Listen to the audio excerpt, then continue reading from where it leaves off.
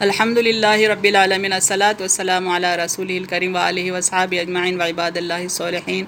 السلام علیکم ورحمۃ اللہ وبرکاتہ۔ یسرنا القرآن نام کی آسان تفسیر کا لیسن نمبر 1.12 ہے، یعنی پہلے سورہ کا 12واں لیسن۔ تھیم ہے سورہ فاتحہ، آیت نمبر 7۔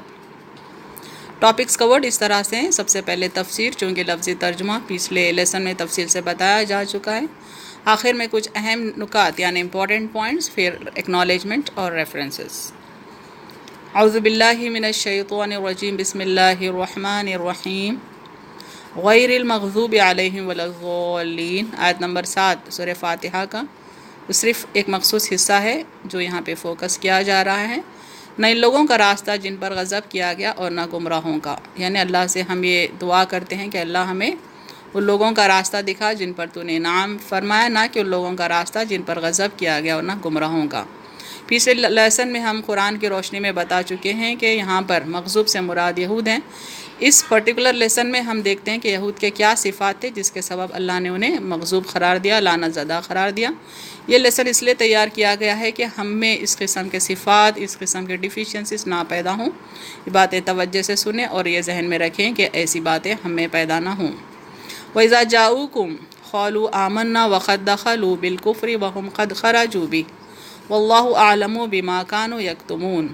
اور جب تمہارے پاس آتے ہیں تو کہتے ہیں کہ ہم ایمان لائے، حالانکہ وہ کافر ہی آئے تھے اور کافر ہی گئے، اور اللہ خوب جانتا ہے جو کچھ وہ چھپاتے تھے۔ یعنی ان میں ایک کمزوری یہ تھی کہ قلب میں کچھ اور رکھتے تھے اور ظاہر کچھ اور کرتے تھے۔ اس کو ہپوکریسی یعنی منافقت کہتے ہیں۔ اللہ ہم کو اس کمزوری سے محفوظ رکھے۔ وَتَرَى كَثِيرًا مِّنْهُمْ يُسَارِعُونَ فِي الْإِثْمِ وَالْعُدْوَانِ وَأَكْلِهِمُ السُّحْتَ لَبِئْسَ مَا كَانُوا يَعْمَلُونَ۔ اور تو ان میں سے اکثر کو دیکھے گا کہ گناہ پر اور ظلم پر اور حرام کھانے پر دوڑتے ہیں۔ بہت برا ہے جو کچھ وہ کر رہے ہیں۔ یعنی اکثریت ان میں کہ گناہوں میں ملوث تھی، لوگوں پر ظلم کیا کرتے تھے اور حرام کھانے میں آگے رہتے تھے۔ لولا ينهاهم الربانيون والأحبار عن قولهم الإثم وأكلهم السحت لبئس ما كانوا يصنعون۔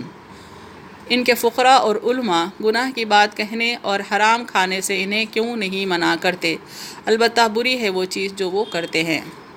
یعنی ان کے جو علماء تھے، ان کو جو لیڈ کرنے والے تھے، لوگوں کو گناہ کی باتوں سے نہیں روکتے تھے، حرام کھانے سے نہیں روکتے تھے، اور ان کی یہ حرکت اللہ کو پسند نہیں تھی۔ وقالت اليہود ید اللہ مغلولہ غلت ایدیہم ولعنوا بما قالوا۔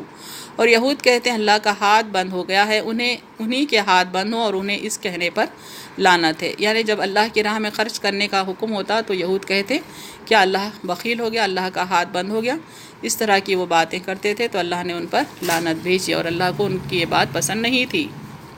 وَأَلْقَيْنَا بَيْنَهُمُ الْعَدَاوَةَ وَالْبَغْضَاءَ إِلَى يَوْمِ الْقِيَامَةِ۔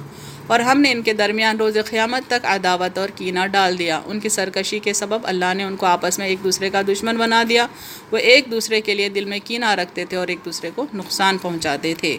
وَيَسْعَوْنَ فِي الْأَرْضِ فَسَادًا وَاللَّهُ لَا يُحِبُّ الْمُفْسِدِينَ۔ یہ زمین میں فساد پھیلانے کی کوشش کرتے ہیں اور اللہ فساد کرنے والوں کو پسند نہیں کرتا۔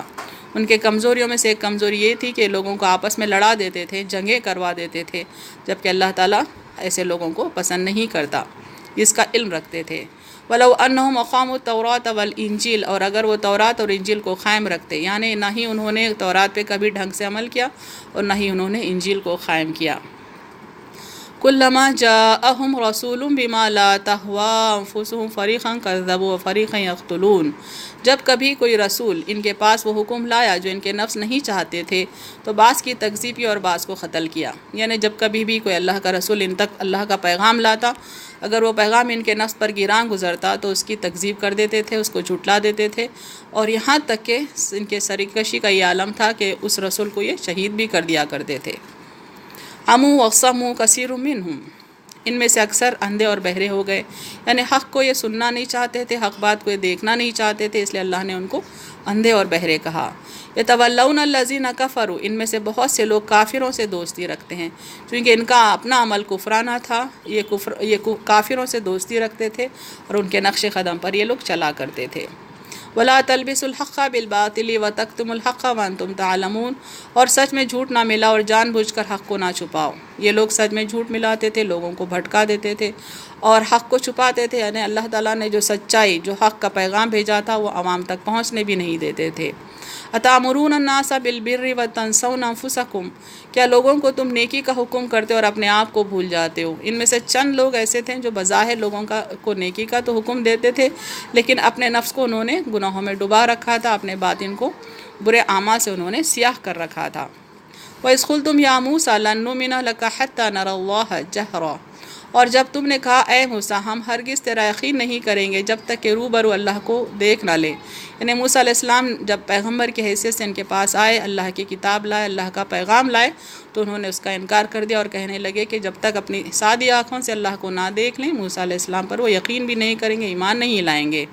بس قال موسیٰ لقومہ یا قوم انکم ظلمتم انفسکم باتخاذکم العجل، اور جب موسیٰ نے اپنے قوم سے کہا ہے میری قوم بے شک تم نے بچڑا بنا کر اپنے جانوں پر ظلم کیا۔ کئی قسم کا یہ گناہ کرتے تھے، لیکن سب سے بڑا گناہ انہوں نے جو کیا، ایک بچڑے کو معبود بنا کر اس کی پوجا کی، اس کی پرستش وہ کیا کرتے تھے۔ وَضُرِبَتْ عَلَيْهِمُ الذِّلَّةُ وَالْمَسْكَنَةُ وَبَاءُوا بِغَضَبٍ مِّنَ اللَّهِ ذَلِكَ بِأَنَّهُمْ كَانُوا يَكْفُرُونَ بِآيَاتِ اللَّهِ وَيَقْتُلُونَ النَّبِيِّينَ بِغَيْرِ الْحَقِّ ذَلِكَ بِمَا عَصَوا وَكَانُوا يَعْتَدُونَ، اور ان پر ذلت اور محتاجی ڈال دی گئی اور انہوں نے غضب الہی کمایا، یہ اس لیے کہ وہ اللہ کی نشانیوں کا انکار کرتے تھے اور نبیوں کو ناحق قتل کرتے تھے، یہ اس لیے کہ نافرمان تھے اور حد سے بڑھ جاتے تھے۔ ان میں یہ بڑے بڑے کمزوریاں ہونے کے سبب اللہ نے ان پر ذلت ڈال دی، محتاجی ڈال دی، لوگوں کے محتاج بنا دیے گئے، یہ کھانے پینے کو ترستے تھے اور ان کی عزت کوئی قوم نے بھی نہیں کی۔ یہ گناہ ان میں جو تھے اس کا جو ذکر آتا ہے یہاں پر، یہ کہ وہ اللہ کے نشانیوں کا یعنی معجزوں کا انکار کرتے تھے اور نبیوں کو قتل کرتے تھے، اللہ کے نافرمان تھے اور لمٹس کو کراس کر لیتے تھے۔ ثم قست قلوبکم من بعد ذلک فہی کالحجارۃ او اشد قسوۃ، پھر اس کے بعد تمہارے دل سخت ہو گئے گویا کہ پتھر ہے یا ان سے بھی زیادہ سخت۔ ایک شخص کو انہوں نے ناحق قتل کیا تھا جس کے سبب اللہ نے ان کے دل سخت کر دیے، یہاں تک کہ پتھر سے بھی زیادہ سخت۔ قد کان فریق منہم یسمعون کلام اللہ ثم یحرفونہ من بعد ما عقلوہ وہم یعلمون، ان میں ایک ایسا گروہ بھی گزرا ہے جو اللہ کا کلام سنتا تھا پھر اسے سمجھنے کے بعد جان بوجھ کر بدل ڈالتا تھا۔ ان کی سرکشی کا یہ عالم تھا کہ اللہ کا کلام سنتے تھے، سمجھتے تھے کہ یہ اللہ کا کلام ہے، لیکن اس قدر نڈر اور اللہ سے بے خوف تھے کہ اللہ کے کلام کو بھی یہ لوگ بدل دیا کرتے تھے۔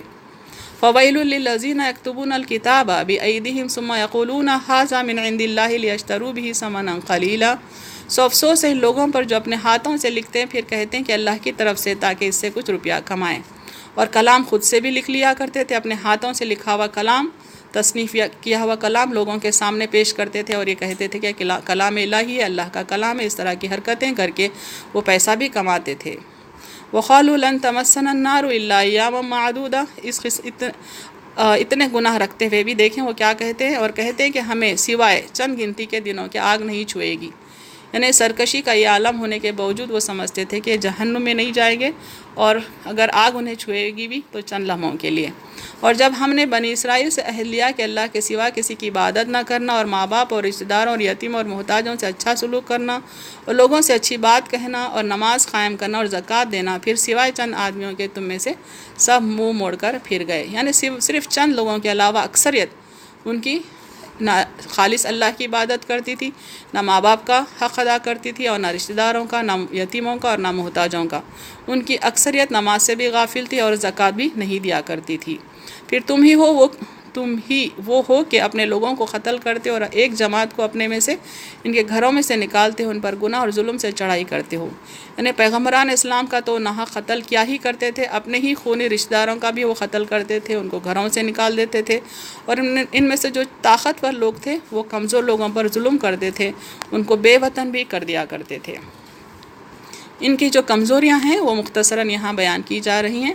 اللہ کی کتابوں کو جھٹلاتے تھے، اللہ کے معجزوں کو جھٹلاتے تھے، زندگی پر سب لوگوں سے زیادہ حریص ہیں، یعنی گناہوں میں ملوث ہونے کے سبب، آخرت کا انکار ہونے کے سبب یہ زندگی بہت زیادہ طلب کرتے تھے، ملائکہ سے دشمنی رکھتے تھے، محمد صلی اللہ علیہ وسلم کو انہوں نے جھٹلایا، جادو کا علم سیکھتے تھے، جادو کے زور پر شوہر اور بیوی کے بیچ جدائی ڈالنے کا کام کرتے تھے، محمد صلی اللہ علیہ وسلم کے ساتھ بد اخلاقی سے پیش آتے تھے، محمد صلی اللہ علیہ وسلم سے حسد کرتے ہیں، کہتے ہیں کہ سوائے ان کے کوئی جنت میں داخل نہ ہوگا، یعنی سارے گناہ کر کے بھی انہیں یہ دعویٰ تھا، یہ کلیم تھا کہ جنت میں جائے گا تو صرف اور صرف یہی لوگ جائیں گے۔ عزیر علیہ السلام کو انہوں نے اللہ کا بیٹا مقرر کیا، یعنی اللہ کے نبی حضرت عزیر علیہ السلام کو انہوں نے اللہ کا بیٹا بھی مقرر کر دیا تھا۔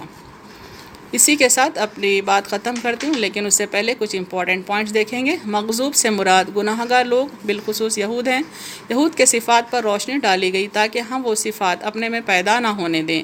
اگر ہم یہود کے نقش قدم پر چلیں گے تو پھر ان کی طرح اللہ کی نظر میں مغضوب اور لعنت زدہ میں شمار ہوں گے۔